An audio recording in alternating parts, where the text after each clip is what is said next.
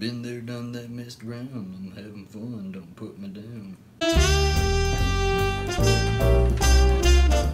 Hello, gentle viewers. I am Alastair Patton, and you're watching an episode of Alastair Reviews It.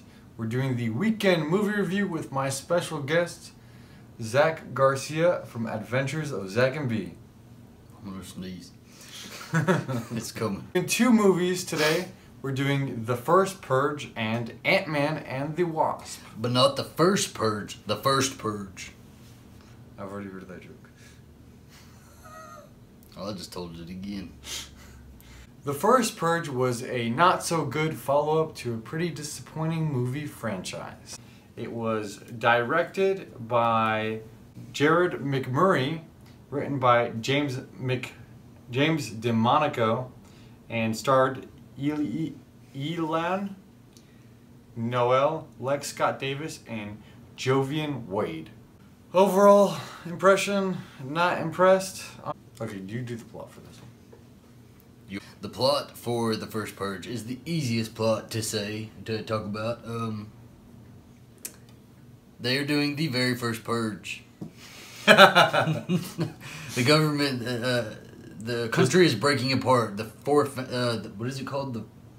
The founding fathers. The new founding fathers of America have decided to host a trial purge in Staten Island, and they are paying people to participate. And so everybody in Staten Island is poor, and they all decide to participate and stay behind. To volunteer as tribute. Yes. So, chaos ensues, and we get what we get. Okay, so my biggest problem with the movie was actually the pretty horrific acting. I thought this was one of the poorest acted movies I've ever seen, and I think horror. Really, that's a big statement. I think horror as a genre typically has pretty good actors. I think you have to show a very heightened sense of emotion to act in a horror movie. But I do agree that this movie had very poor acting. I don't know if that would be my biggest critique for it, though.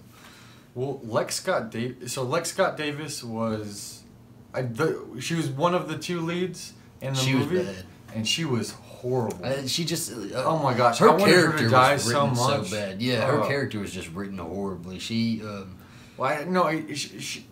she may have been written horribly, but yeah, we're gonna go into movie. We're at spoilers now. We're in spoiler territory right now. But although her character wasn't written very well, even just those lines, the way she gave them, and I don't know. Yeah, she presented it really badly, but also the character was written very, very badly, and you just wanted to slap her. Like every time, anytime any character would do something normal, that would be like a natural human response, she would be so mad. Like her brother decided to stay behind for the Purge when he was supposed to leave. He accepted the money and all that, and she was just like, I don't know. She just the way she went to go get him, and then they were just walking in the middle of the street, and all she could do was argue with him. All she did was argue with them, and he's like, "We need to pay attention." She's like, just arguing. Yeah, he's trying to get them to a safe zone, and she's just like, "You told me you were gonna be in the Bronx, and you're here. Why are you here?" And then obviously people come out and try to kill him. She was bad. The way she reacted to every single situation, it was just like, it's not even like normal horror movie like idiosyncrasies where they like drop a weapon or anything like that. She was just stupid. She was just she was actually super judgmental. She was a judgmental person. She was just a bitch through and through. Is what her character was. And her character was called Nia, and she judged the male lead, which is kind of her romantic interest, Dimitri, played by Elan Noel.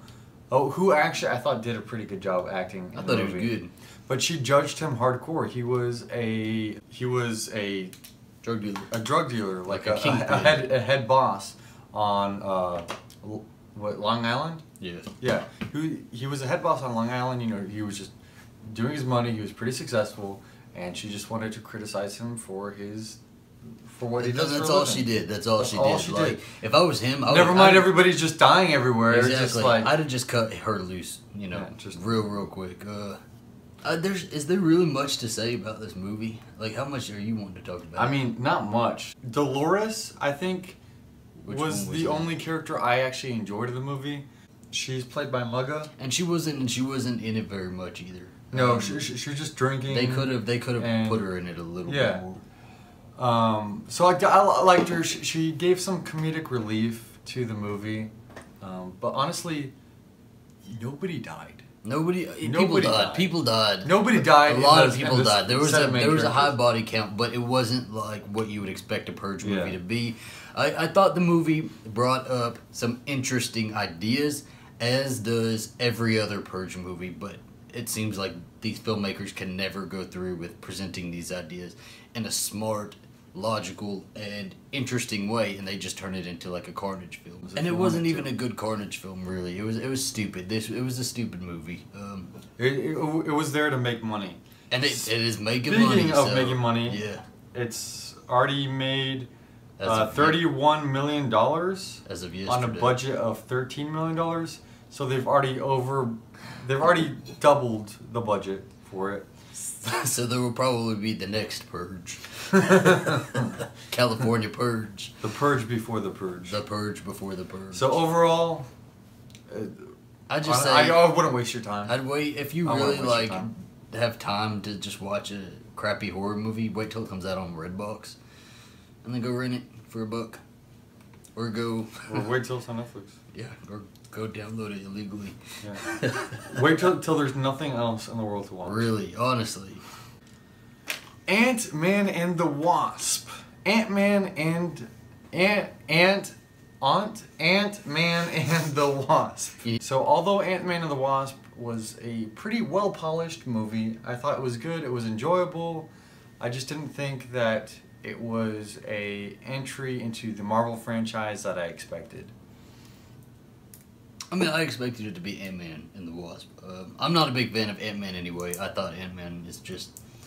It's not a good... The first one wasn't a good movie. I didn't think this one was going to be a good movie. I was very, very bored throughout the whole thing. And to keep from falling asleep, I had to go to the bathroom about halfway into it. And I usually don't like going to the bathroom during the movies. So Ant-Man and the Wasp takes place between Captain America Civil War and Avengers Infinity War. It's just that was a weird placement. I think maybe they should have put it out before Infinity War. They probably should have put it out before Infinity War, but there was no space with Thor Ragnarok and Black Panther. It was, you know what? Cancel it all together. There was no space for it at all. Cancel it all together. And because it was afterwards... What? Now we're going to go into spoiler area. Yeah. Because it was after Avengers Infinity War, after that huge ending, I expected a little bit more of that to bleed into this movie. Yes. And that didn't happen. That was kind of disappointing. You do get it a little bit at the end credit scenes, but you don't get the full effect until then. It's almost like an afterthought to the actual movie. Yeah. I really did enjoy Ant-Man and the Wasp. I thought it was... Oh, so actually I'm going to go to directors first. So it was directed by Peyton Reed and written by Chris McKenna and Eric Summers. The two main stars are Paul Rudd and Evangeline Lilly. Yeah, but you got to say the other ones too. And Michael Pena. No, there was Michael Douglas and Michelle Pfeiffer. Oh yeah, Michael Douglas and Michelle Pfeiffer. How are you gonna? I don't know how I left those out. The two unknowns, they've come out of nowhere. I kind of wish that they had their own Ant-Man and the Wasp movie. I thought they would have been so much better. Made it like a period piece or something. I'd have been interested. Not that I don't like Paul Rudd and Evangeline Lilly. I like them both. I like them as actors. But I loved Evangeline Lilly in Lost, and I'm so glad that she's doing big movies now. Yeah. It was just a boring story, I thought. It was very, like, this feels to me like a cash grab rather than anything else, any meaningful addition to the Avengers story. Well, I think they could have made it bigger, you know. I don't even know. No, I liked the scale that they had it on, but... No, it felt like Spider-Man, The Amazing Spider-Man, and I wasn't very fond of that movie because it was on such a small scale compared to the other Marvel movies. There was only one element to this movie that I really enjoyed, and that was Ghost, who was supposed to be the villain. I didn't feel like she was utilized to her full potential at all. But when she came on screen and we saw her in action, like I was nodding off before her, and then I was like, well, this could be actually really good. And they just didn't utilize her to her full potential, and I was very, very disappointed in that. I was disappointed in the fact that she wasn't a real villain. Like, yeah, there was no real villain. It didn't feel like a superhero movie to me because they weren't trying to solve villain. this like big thing. It was more so them trying to get Michelle Pfeiffer back from the what is it? The quantum realm. From the quantum, the very small. They put quantum before every single word in quantum this movie. this, quantum that. But yeah, like they're trying to get Michelle Pfeiffer back from the quantum realm. She's Evangeline Lilly's mom, and then this ghost who's supposed to be the villain. She is like, I guess part of her essence is like stuck in the quantum realm, and so she's like in constant pain all the time, and so she's trying to kill Michelle Pfeiffer for some reason. Because I guess that'll make her in less pain. And then everybody's butting heads when really they could all sit down and talk about it for a second and say, okay, well, let's get Michelle Pfeiffer back. And then we will help you to come back from the quantum. Yeah, honestly, well. What this movie needed was a little bit of communication. It did. It just needed a little bit of communication. They just need to polish off those communication skills and we'll talk a little bit. You know? Yep. I did like Michael Pena. He was very, very good.